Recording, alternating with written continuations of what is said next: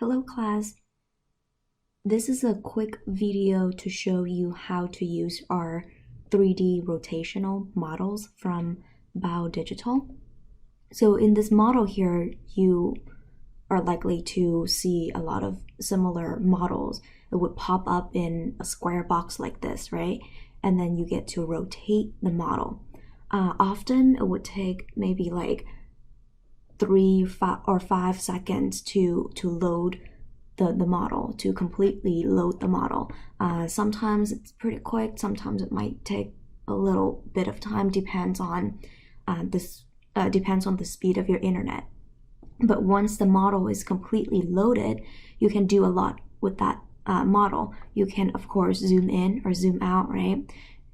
So you can use these buttons here if your mouse can't do that for you, or you can't use the keyboard for whatever reason. Okay, so you can zoom in and zoom out here. Another cool thing that you can do is that you can peel layers off to give you a closer look at certain structures. So for example, this one here, I want to peel it off, right? So I just click on that, and then this 3 vertical dots here, I just click on that, and then I say hide the model, then it would just peel it off. Fade is a little different, so in comparison here, if I click on that button and I say fade this, then it becomes kind of like a see-through structures. Here, once again, let me just slowly peel layers off so that you can see things. Okay, keep peeling it off, and you eventually get to all different types of structures. So for example, you can say, oh, these blood vessels here is blocking my way. I want to remove those. Then you can just click on that and hide it so that you can focus your view on a particular things. Right?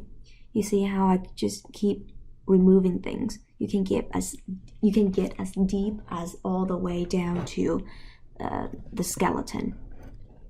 Okay, so let's say that you want to look at certain things really close up. You can open full screen. Okay, with this full screen here,